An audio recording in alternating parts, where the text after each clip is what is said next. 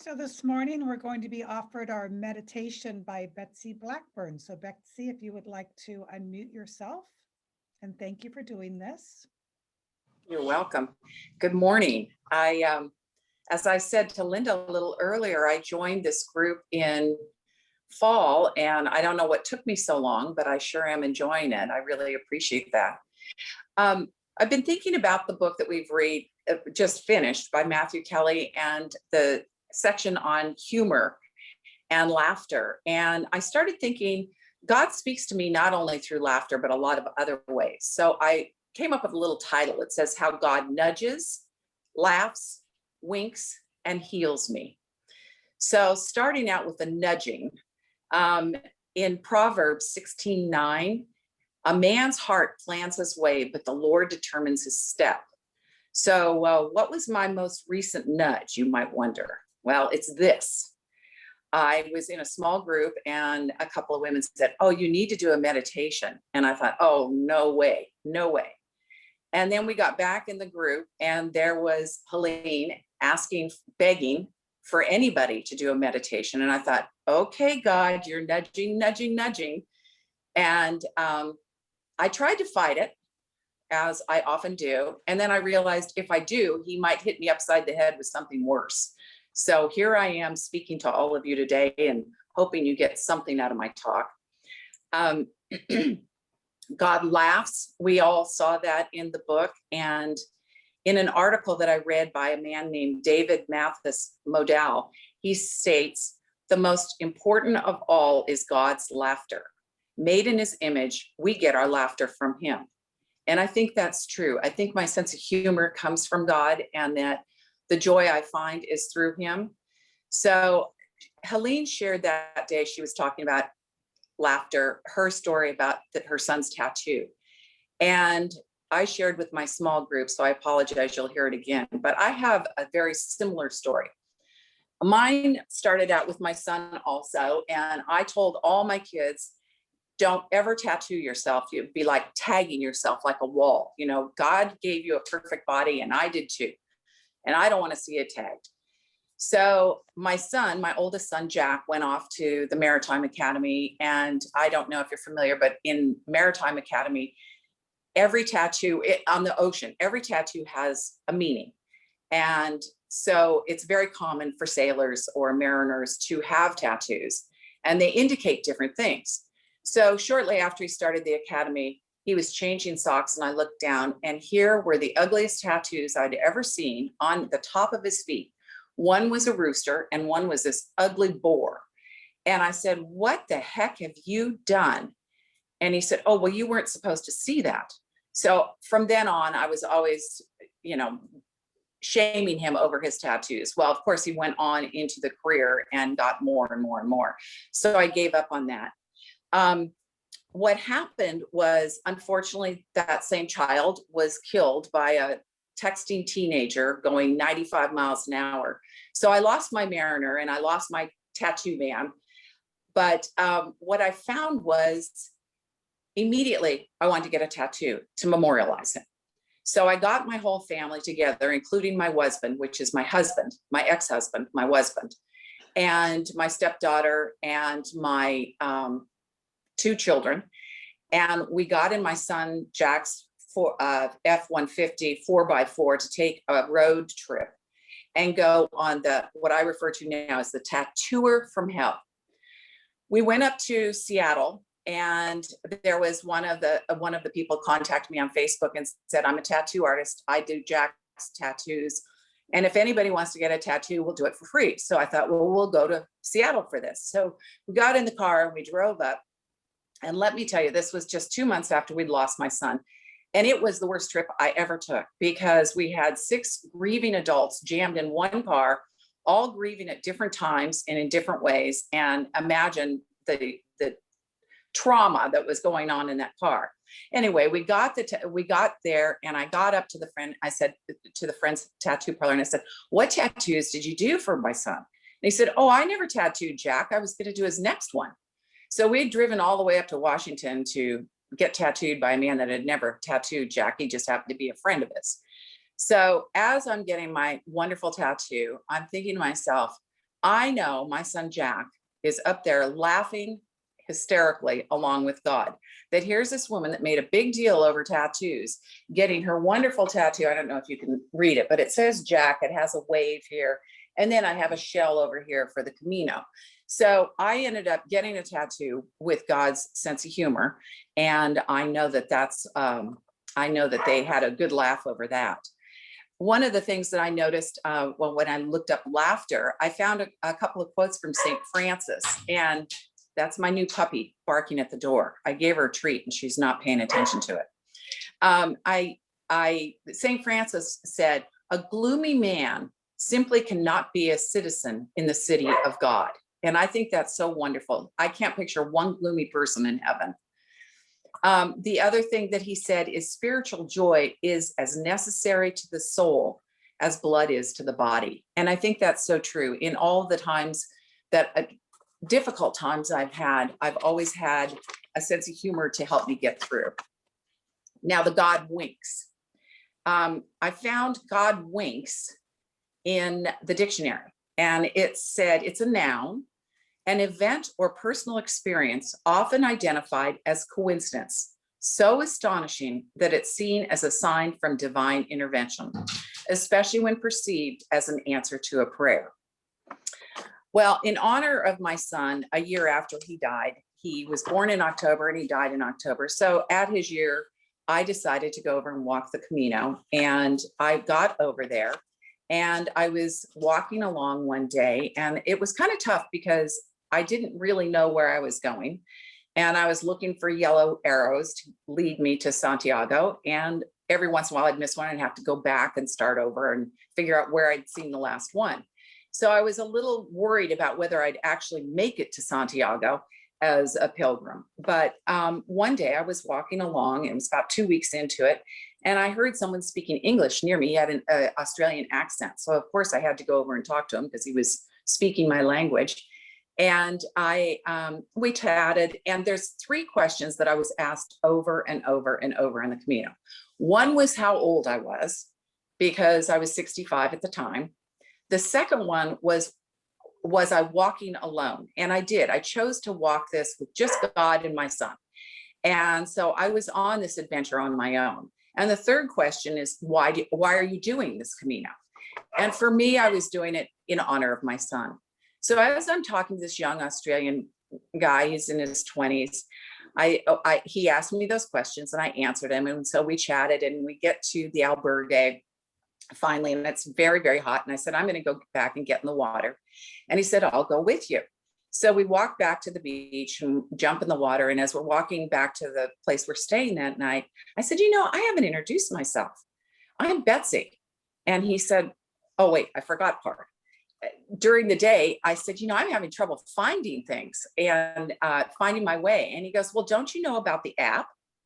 And I said, well, what app? And there's an app called Buen Camino that's a GPS map, and it follows me as a little dot. And if I get off the yellow road, the yellow brick road, it puts me back on.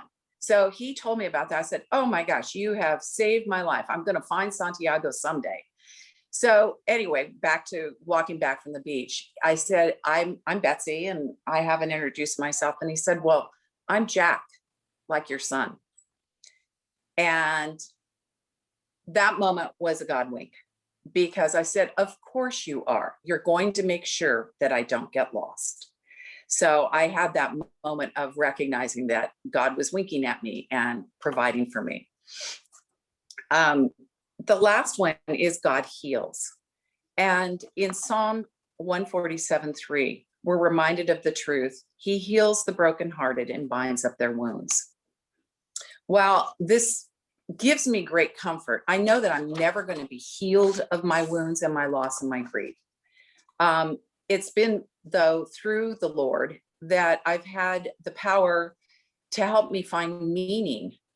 And that I listened to a talk last week, and I'm reading a book by David Kessler, who helped Elizabeth Kubler-Ross write on grief, on death and dying, and also grief, the 5 stages. And David Kessler has come up with the 6th stage of grief.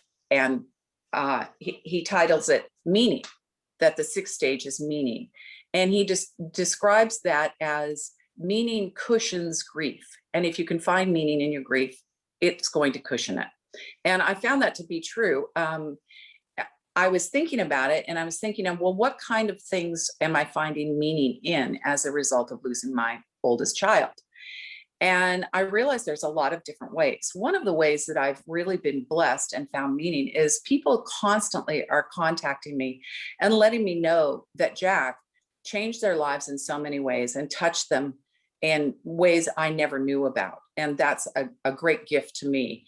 In fact, when we had a paddle out for him, we took his ashes out in the ocean. He was obviously an ocean man.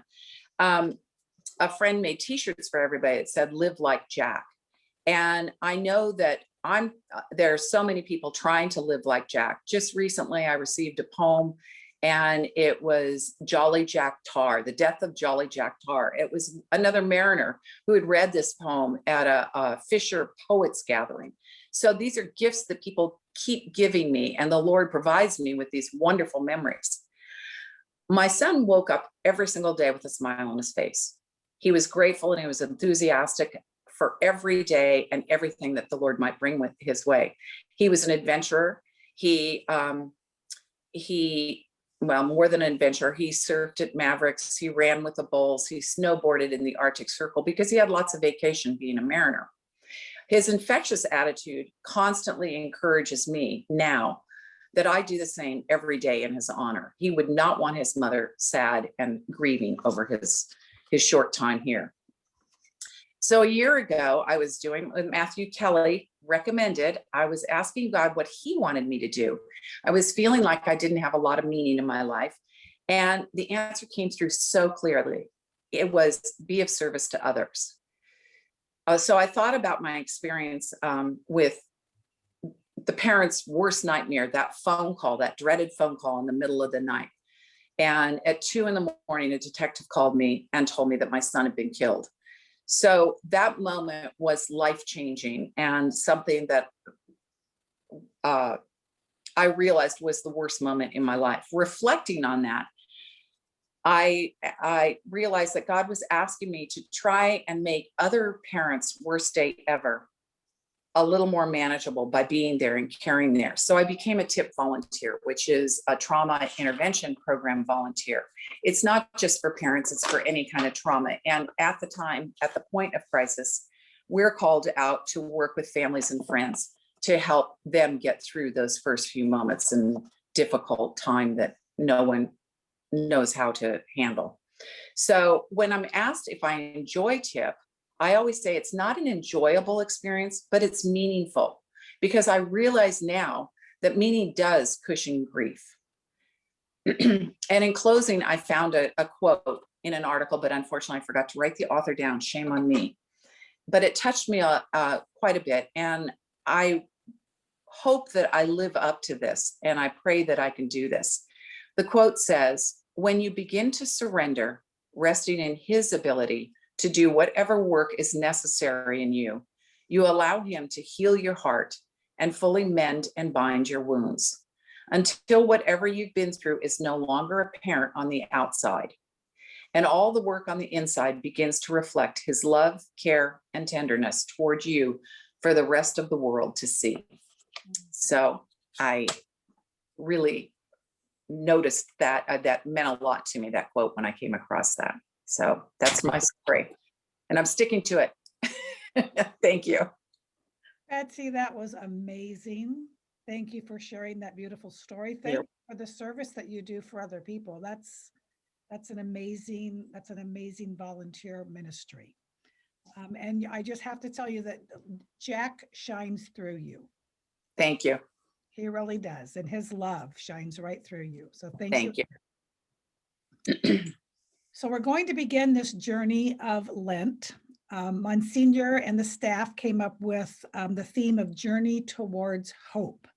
So Father Evan, last Friday night, he gave a presentation called Setting the Scene for Lent, how to integrate the liturgical life into our household. So Father Evan said that Lent is a season of mystery, a season which calls us to spiritual disciplines. So through the disciplines of prayer, fasting, and almsgiving, we are asked to consider how we are forming and fostering our own spiritual lives. So that's exactly what I would like us to do. I would like us to integrate the liturgical life into our personal households, our household being our soul. We are temples of the Holy Spirit. We are going to enter the mystery of ourselves and consider our spiritual growth inside of our own temples as we reflect on our new book, The Return of the Prodigal Son by Henry Nouwen. The subject of Henry Nouwen's book is a famous painting by Rembrandt, The Prodigal Son. Henry was gifted long periods of time to sit and reflect on the painting. And he looked at it and he wanted to consider which each of the characters in the painting meant to him.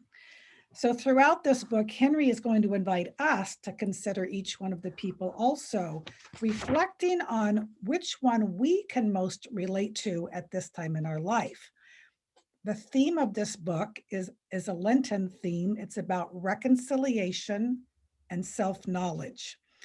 So through this journey towards hope, this inward journey, I pray that you will dive into the mystery of yourself and uncover the buried treasure, the buried beauty that is within you. There's a famous quote by St. Augustine. He says, know God and you know yourself. Know yourself and you know God. Soon after St. Augustine's conversion, that's exactly what he prayed. Oh God, let me know myself and let me know you. St. Augustine was convinced that the eventual discovery of God began with the discovery of oneself. So as we journey through this season of Lent, we want to prepare ourselves. We want to make the path straight. Bishop Barron says the path is the journey back to the Father. And he says that we are created in the Father's image and likeness. The journey back is towards the likeness of the Father.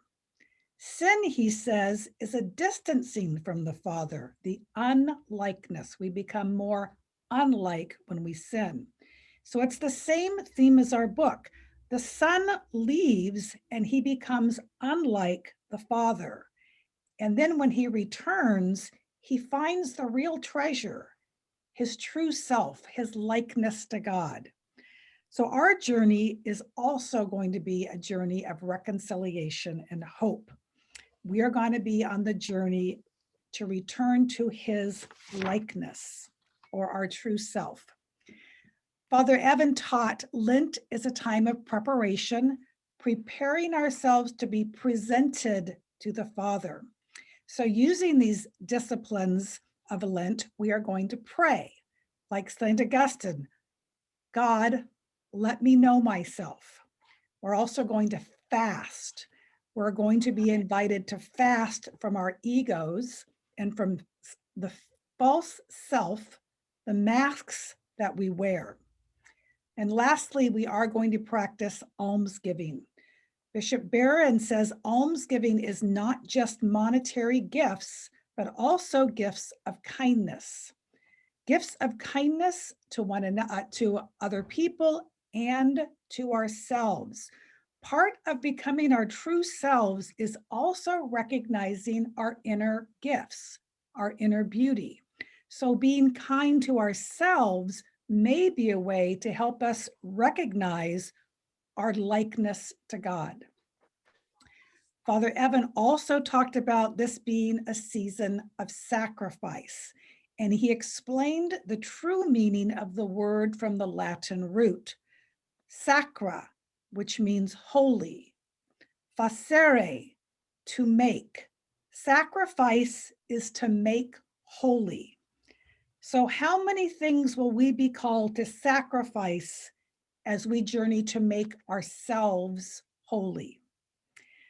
On this journey of Lent, my goal is that we recognize our true selves, the beautiful women that God created us to be. and that we can begin the process of becoming that woman. Becoming is a lifelong journey. So with that all being said, what I'd like to do today is take some time, and we're going to create for ourselves a collage of photos, words, images that speak of who we are at this time in our life. I was a participant in this same exercise about a year ago on Zoom. And at my house at that time, all I had was cooking magazines. So I was very worried. Now, I do have to say that I'm very fond of food, and that there are some foods right now that reflect who I am. For instance, lasagna. You know, there are many, many layers of feelings that I've been going through lately. But what I found on that particular day when I was making my collage was I only used very few images. One was a vase of flowers and the light was shining down on it. Everything else I used were words.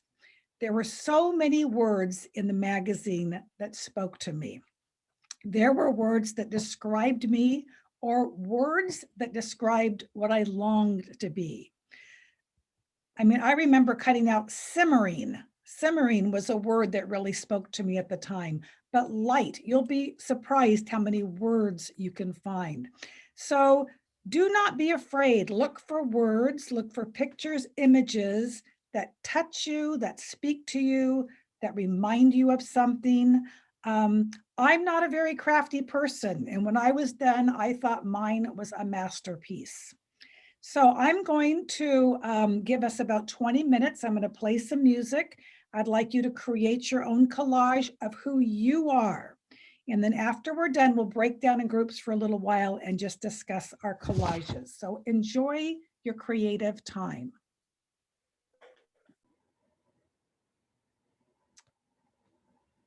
Okay, welcome back, ladies. So now what we're going to do, I'd like you to flip that paper over. And we're going to do the exact same thing, except this time we are going to look for photos, words, images. That is our image of God right now. Who is God to me right now? Or who is God? Who am I longing God to be for me right now? We're going to do the exact same thing. I'll give you 20 minutes. I'll play some music, and we're going to look at what our image of God is. So enjoy that time.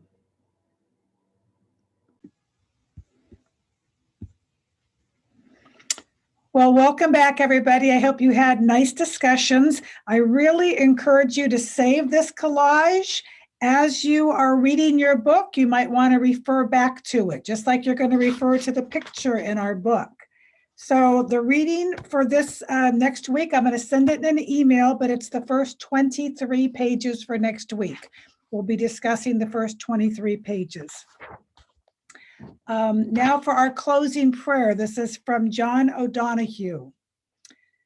It's called Midwives of the Soul.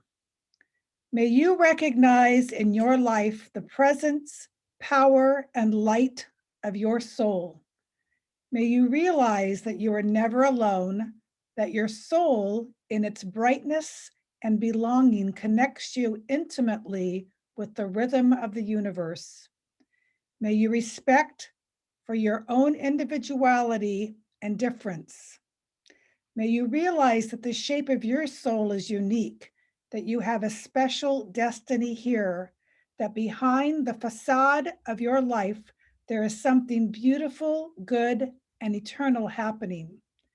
May you learn to see yourself with the same delight, pride, and expectation with which God sees you in every moment. Amen. Have a wonderful week, everybody. We'll see you next week.